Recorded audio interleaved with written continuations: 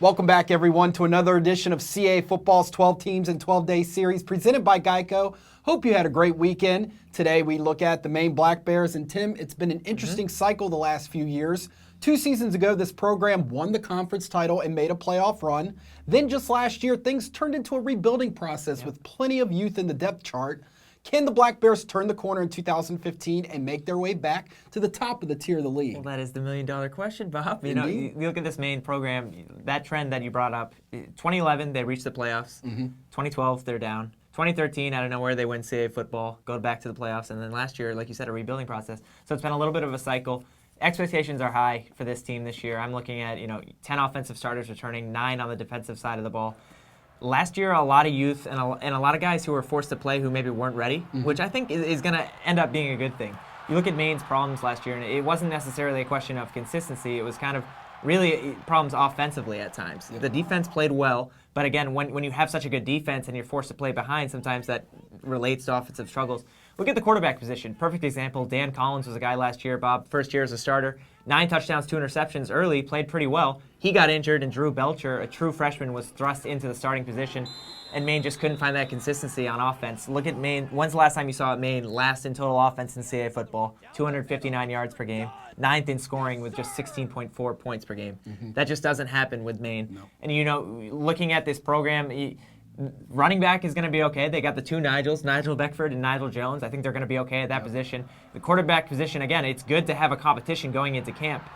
We're going to talk about this defense. I think that's going to be the huge key this year. But offensively, like a lot of teams who we've talked on this 12 days and 12-team series, it's offensive consistency and progressing. And I think that's going to be huge for this team moving forward. Here's what Maine head coach Jack Cosgrove had to say about his team and its quarterback competition coming into 2015.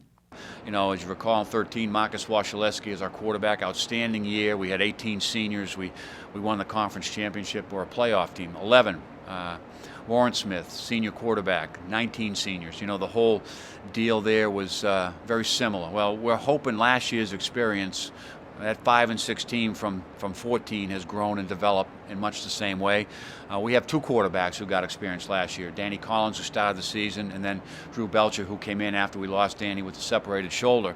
So we're going to have great competition for that quarterback position this spring, and hopefully the guy that emerges is the guy that's going to lead us to some wins.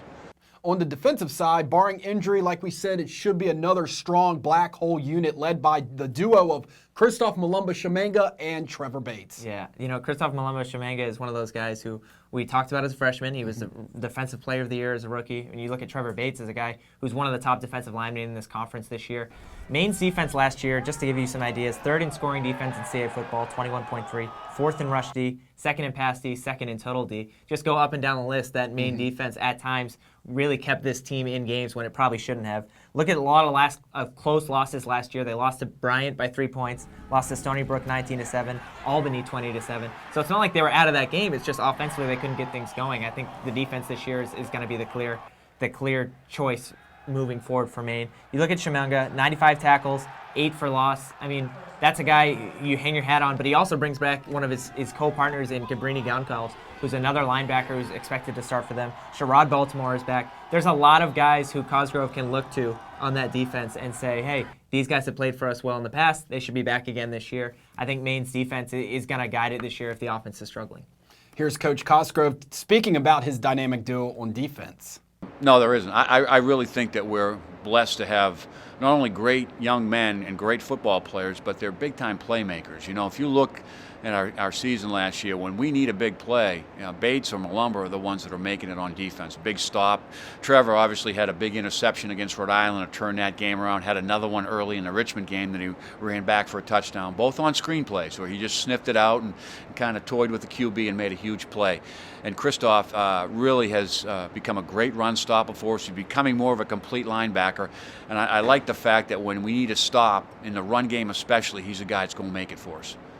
People forget that a lot of those players on D were part of the 2013 championship squad. Looking at Maine's 2015 schedule, though, Obviously, 2 FBS games to open the season really kind of jumps out at you. First with a trip to take on ACC foe Boston College. Then a matchup in New Orleans, the Big Easy with Tulane out of the American Athletic Conference. Yeah, when I saw Maine's schedule for the first time, I really did have to double take because think about the history of CAA football out of conference scheduling, Bob, and not a lot of teams have really stepped up and decided to play 2 FBS foes. Playing 1 FBS foe is hard enough. Playing 2 is unimaginable for some teams. Look at Maine's starting schedule. They played Boston College last year, so they get that familiar foe to open the season. At least you have that bye week in between before going down to Tulane. Still, that's going to be a really tough matchup. Out of the 2 FBS foes, I think Tulane is the best shot for a victory. Tulane only won 3 games last year. 2 of them were versus FBS foes. Maine's schedule, I mean, outside of the 2 FBS games, we're forgetting, too, they have a home game versus Yale, who's a very good team out of the Ivy. I credit Maine to scheduling this tough schedule because you look at what they think they can make their team. Once they go into CAA football play, things should get easier. I don't know if that's going to be the case. Looking at their CAA football schedule, Bob, they still have to play at Villanova. That's a national televised game on Halloween. They still have to play at New Hampshire. That's always a toss-up game.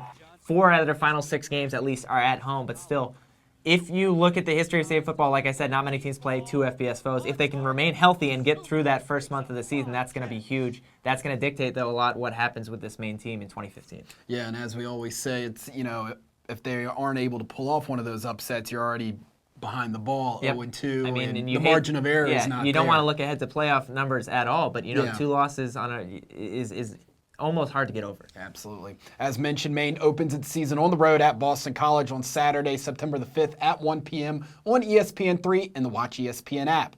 Tim and I continue tomorrow with our 12 teams and 12-day series breaking down Delaware, where Dave Brock begins his 3rd season at the helm in Newark. For Tim McDonald, I'm Bobby Broyles. Have a great day.